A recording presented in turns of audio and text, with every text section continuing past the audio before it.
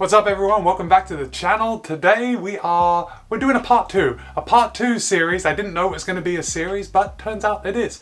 So you remember last week we saw the rules of running, stuff that's in running law, stuff that you should know, stuff that perhaps you already have heard of, but I am going to now talk about it and hopefully making you feel intelligent or smart for already knowing about it. And if you don't already know about it, well, that's even better because you're learning something, and the day is not complete unless you learn something new. Hello and welcome to my channel. My name's Matt. On this channel we talk about all things running. If you like running, if you're a runner, if you want to be a runner, if you know what, if running is your jam like it is for me and millions of other people around the world, then this is a great channel for you to watch. If you're not already, please hit that subscribe button. If you like this video or any of my other videos, a thumbs up is always hugely appreciated. And if you're not already, hit that bell icon.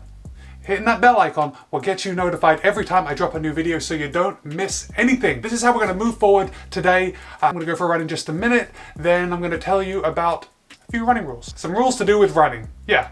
I'm trying to make it sound better than it really is. Let me just tell you one before we go away. Just like the first video last week, I'm going to give you one just to leave you wanting more, to whet your appetite. Okay, so the first run. There is kind of a rule that runners that only run are more prone to injury than those that do other things. And if you've been watching this channel, if you follow me on Strava, you know I'm a big fan of cross training. I have a Peloton. If you didn't already know, I have a Peloton bike and I love it. That is just a fantastic workout, and I do that on top of my running, and I think it kind of makes me a well-rounded runner. The other thing is weights. If you are a runner and you are not already doing some kind of weight training, you are missing out. I am telling you, you don't have to do much. You could do 10 minutes of body weight exercises 3 times a week, and that will make you a better runner. We're not talking about doing too much other stuff, right? Because we're runners. You're watching this channel, you obviously like running, and there is the rule of specificity that says if you want to be good at something, you have to do that actual thing. You can't just go for a run and then expect to be an excellent swimmer, right? It doesn't make sense. I want you to run, but I also want you to balance it.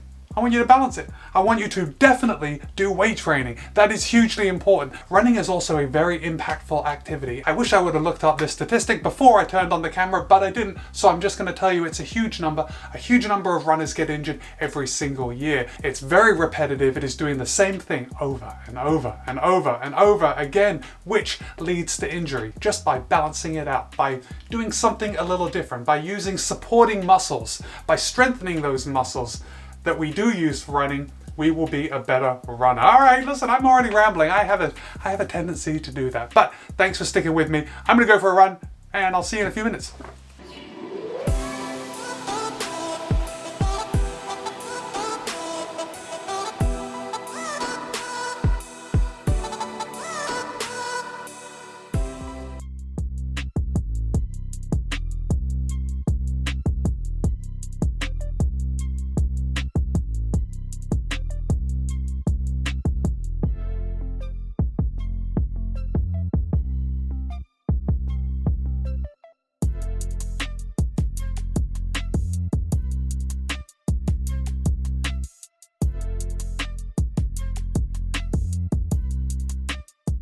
Another great run.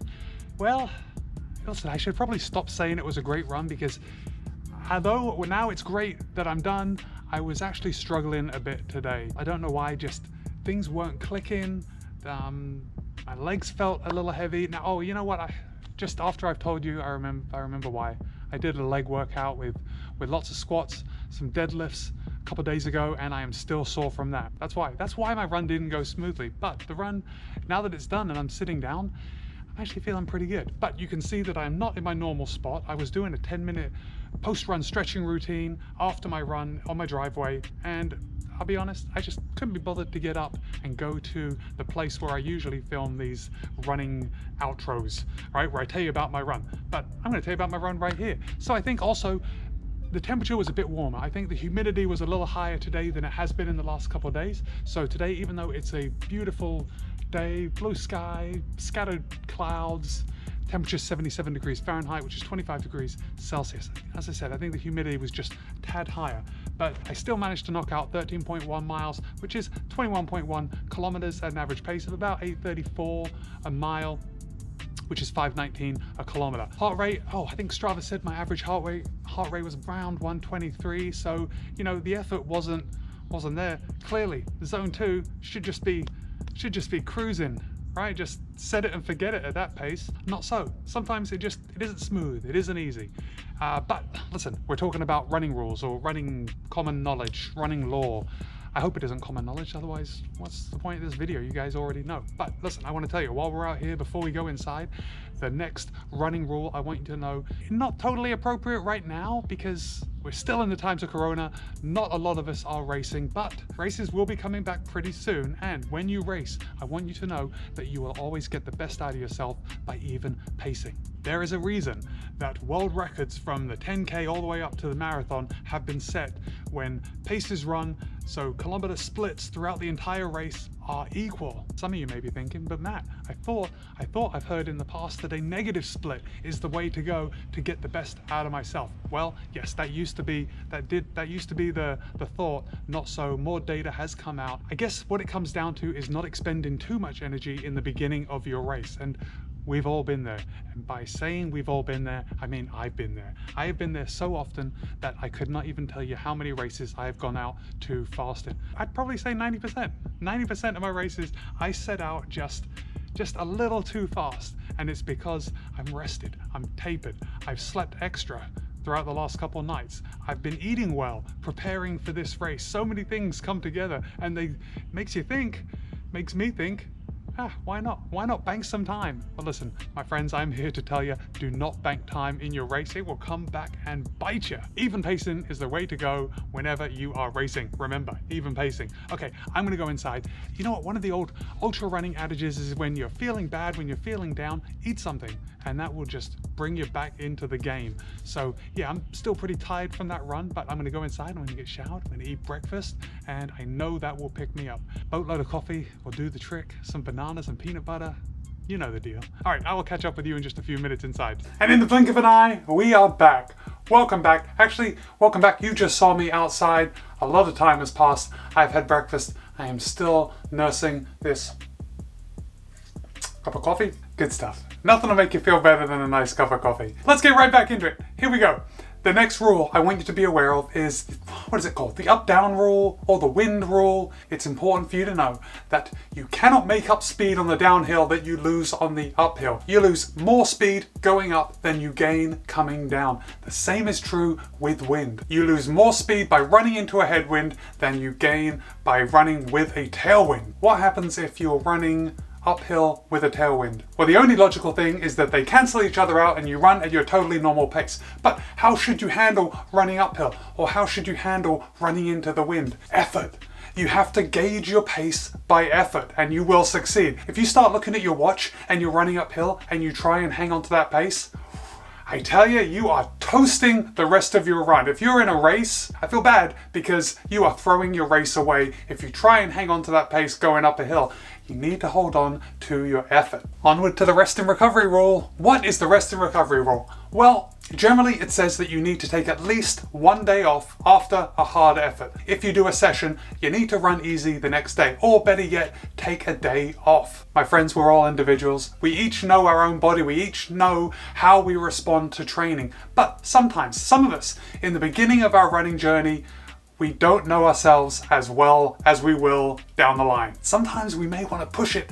We may want to push our effort just a little too much, and you're towing the line of injury if you do that. If you do a hard effort, please rest the next day. The rest is where the gains come. You break down those muscles when you run fast. You build them back up when you sit on the sofa. So I have been running very easy just for my own mental health. We're gonna get to a time when I have to start training for something specific, and then I'll have to listen to my body a lot more. I'll have to take those rest breaks to make sure that the training is getting infused into my body. I don't want to put in the work and then just end up injured. So please, the rest and recovery rule.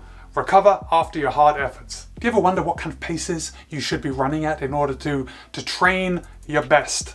Right? To get the most bang for your buck. Some of you are going to be dialed in. You're going to know your paces, right? You're going to know exactly what your lactate threshold is. Maybe you base your paces off that lactate threshold. Some of you may not. So I'm going to give you just a basic rule to go by. generally speaking, your VO2 max pace is about 20 seconds faster than your 5K pace. What about a tempo pace? How do you know when you're running at a good tempo pace? Well, a good way to gauge that is a tempo pace is generally the pace that you can hold for an hour. And what I found is that it's always faster than you think.